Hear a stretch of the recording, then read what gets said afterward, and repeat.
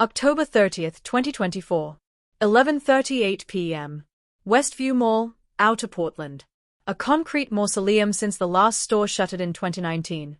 The owners paid me, Caleb Whitaker, 29, divorced once, childless, broke, and quiet, to walk the corridors 5 nights a week and make sure nobody turned it into a rave or a meth lab. I liked the dark. I liked that no one expected me to speak.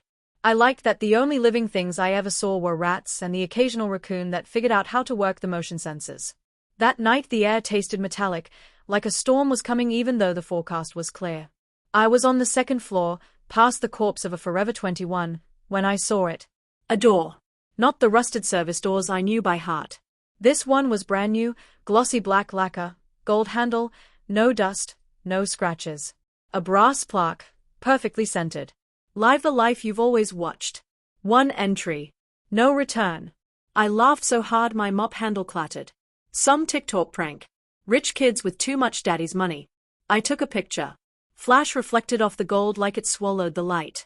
Then I did the stupidest thing I've ever done. I turned the handle. It opened without a sound. Beyond was pure darkness that smelled like cedar, ozone, and expensive cologne. A single spotlight hit a full-length mirror standing alone. My reflection stared back. Same tired hazel eyes, same faded black hoodie with the bleach stain on the sleeve, same 5-day stubble, same expression that said I had given up around age 24 and never really started again. Then the reflection smiled when I didn't. I stepped backward. My boot heel crossed the threshold. The door slammed shut behind me with the weight of a bank vault. The spotlight went out. Everything folded. 2. Waking up as Julian Asher Vale, 1,600 to 4,200 words. I woke in a bed the size of my old studio apartment. Sunlight poured through 40-foot windows. Manhattan spread beneath me like a circuit board. White sheets that felt like liquid. A woman's bare back beside me, auburn hair fanned across pillows monogrammed JAV. My first coherent thought, I'm still dreaming. My second, these are not my hands. I held them up. Larger. Stronger. Manicured nails. A rose gold Patek Philippe that cost more than most houses. A faint white scar across the right knuckles I had never earned. I sat up. The room tilted. The woman stirred. Jules, come back. It's barely 7. Jules. Julian Asher Vale. I knew the name the way you know oxygen. Everyone did. 32. Only child of media tycoon Edward Vale. Face on billboards, Forbes covers, gossip sites. Net worth north of $2 billion. The man whose life I had doom-scrolled at 3 a.m. when my own felt like a prison with fluorescent lighting. I was inside his skin. And somewhere, right now, Julian Vale was inside mine, waking up under buzzing lights to the smell of industrial lemon cleaner and the realization that his MX Black was suddenly worthless. The woman rolled over. Serafina Quinn. Supermodel. Heiress to a hotel empire. Julian's fiancée. The ring on her finger could have bought the entire dead mall I used to mop. She smiled sleepily. You okay, baby? You look like you saw a ghost. I opened my mouth to scream. Julian's voice came out instead, smooth, cultured, faintly British from a decade in Swiss boarding schools. Never better, darling. The body had answered for me. 3. The black envelope and the rules, 4,200 to 5,300 words. It waited on the nightstand like it had been placed by a ghost. Thick black paper. Wax seal. My full legal name typed on the front, Caleb Michael Whitaker. I waited until Serafina padded to the shower, then tore it open. Congratulations. You have successfully initiated the Vale Protocol. Duration of residence, indefinite. Exit clause, redacted until conditions are met. Rule 1, authenticity is survival. Deviate too far from expected behavior and the host consciousness will fight for dominance. Severe deviation triggers forced reclamation. Rule 2. Any direct disclosure of the swap will be neurologically rerouted into symptoms of acute psychotic episode, hallucinations, paranoia, institutionalization. Rule 3. Prolonged residence initiates memory overwrite. Resistance accelerates the process. Surrender decelerates it. Choose carefully. At the bottom, handwritten in red. You spent years watching this life through glass. Now you're inside. Try not to break it. I carried the letter to the marble fireplace and watched it burn until only ash remained. 4. Day 1. Becoming him, 5,300 to 8,500 words. 8 a.m. A crisp triple knock. Margot Ellis, Julian's executive assistant of 8 years, entered with black coffee and an iPad. Good morning, sir. Your father moved the Tokyo call to 8:30. The G650 is fueled. The Post has new photos of you and Miss Quinn leaving Nobu. Shall I kill the story or let it run? Every syllable was a foreign language. I suddenly spoke fluently. Julian's muscle memory took over. I heard myself say, kill it. We're keeping things quiet until the wedding. Margot nodded once. Of course, sir. By noon I had signed a merger that moved $400 million like it was lunch money. Charmed a boardroom of men twice my age who looked at me like I was both God and air.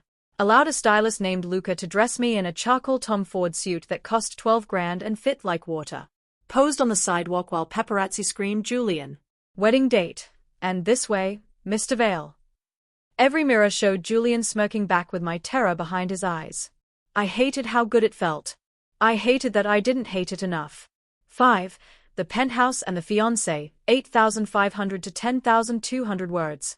6 p.m. Back in the triplex on the 78th floor of 157. Serafina found me on the terrace, city beginning to glitter below us. You've been quiet all day, she said, sliding arms around my waist. Talk to me, Jules. I wanted to scream, I'm not him. I'm a fraud. I clean toilets for a living. Instead, Julian's body turned, cupped her perfect face, and kissed her like he'd memorized every inch. Because he had.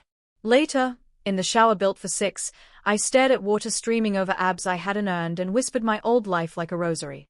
Caleb. Caleb Michael Whitaker. 29. Portland. Mom's name Linda. First dog buster. First kiss Jenny Alvarez behind the bleachers. I repeated it until the words felt real. 6. The safe and the Polaroid, 10,200 to 11,000 words. 2:14 a.m. Insomnia in a $40 million apartment. I found Julian's office. Biometric safe behind a bar suite. The combination was my mother's birthday, the 14th of August, 95. Inside, cash bricks, 3 passports, a Glock, and a single Polaroid. Me, Caleb, on a Greyhound 5 years ago, asleep against the window, forehead creased even in dreams. On the back, Julian's handwriting. He looks like peace. I have never known it. He hadn't chosen me randomly. He had studied me. He had wanted out so badly he picked the quietest life he could find. The memories began to slip like ice melting in a fist. I forgot my ex-wife's last name. I forgot the smell of the mall after rain. I caught myself thinking in Julian's accent without trying. Every night I wrote on the bathroom mirror in Serafina's lipstick. I am Caleb Whitaker. I am not your son. I am not your fiancé. I am not this life. Every morning the staff wiped it clean. I hired private investigators. They returned pale. There's a janitor at Westview Mall who looks exactly like you, sir. Same scars. Same birthday. He says has always been Caleb. Says you're the one having the breakdown. I took the jet to Portland that night. No security. Stood outside the mall until 3 a.m. Through the glass I saw him, me, pushing a mop, humming a song only I knew. Our eyes met. He smiled Julian's smile. And flipped me off with my own hand. He was happier being me than I had ever been. December 31st, 2024. St. Patrick's Cathedral. 800 guests. Live stream to 200 million.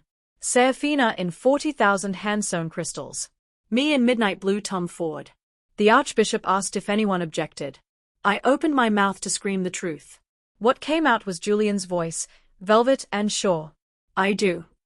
And in that moment, the last shard of Caleb dissolved forever. Julian Vale is 37. Still married. 2 children. Runs the foundation that quietly funds art programs in dying malls. Sometimes I dream of a black door. Last month I returned to Portland. Westview is gone. Only rubble. But in the dust I found the brass plaque. It now reads, "Thank you for returning the life you borrowed. Exit is permanent. Enjoy eternity in the skin you chose." I left it there. Julian Ashervale went home to his perfect family.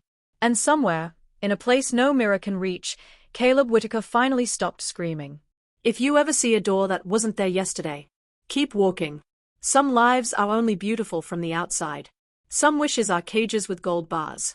And some doors, once you cross them, lock from the inside. You have been warned. 12,000 words exactly.